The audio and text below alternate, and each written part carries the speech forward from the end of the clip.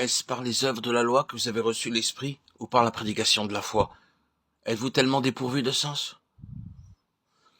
Après avoir commencé par l'Esprit, voulez-vous maintenant finir par la chair? Galates 3, 2, 3.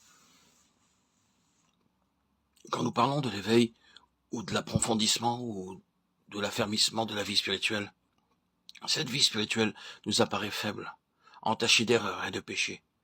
Et c'est une chose importante de nous placer aujourd'hui devant Dieu en lui faisant cette confession. Seigneur, notre vie spirituelle n'est pas ce qu'elle devrait être. Dieu fasse que chacun de nous puisse comprendre cela.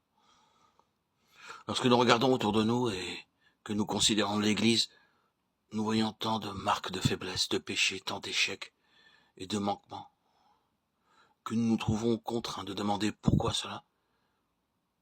Est-il nécessaire que l'Église de Christ vive un tel état de faiblesse, ou bien au contraire? Est-il possible actuellement que le peuple de Dieu vive toujours dans la joie et avec la force que Dieu donne? Le cœur de chaque croyant doit répondre, cela est possible. Alors se pose la grande question. Pourquoi? Pour quelle raison l'Église dans son ensemble est-elle si faible? Pourquoi la grande majorité des chrétiens ne vit-elle pas selon ses privilèges? Nous trouvons dans plusieurs des épîtres une réponse très solennelle à cette question.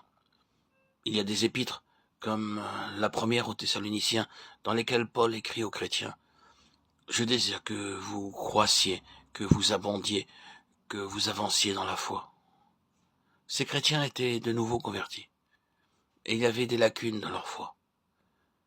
Mais leur état spirituel était satisfaisant, et l'apôtre en avait une grande joie, et il écrivait: « Je prie Dieu pour que vous abondiez de plus en plus, pour que vous avanciez de plus en plus. » Mais il y a d'autres épîtres où l'apôtre prend un ton bien différent, en particulier dans les épîtres aux Corinthiens et dans l'épître aux Galates.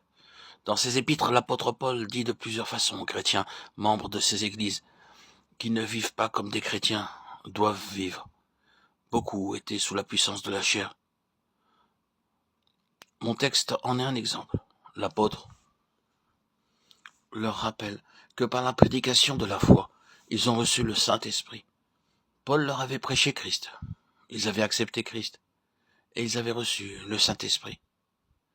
Mais qu'était-il arrivé?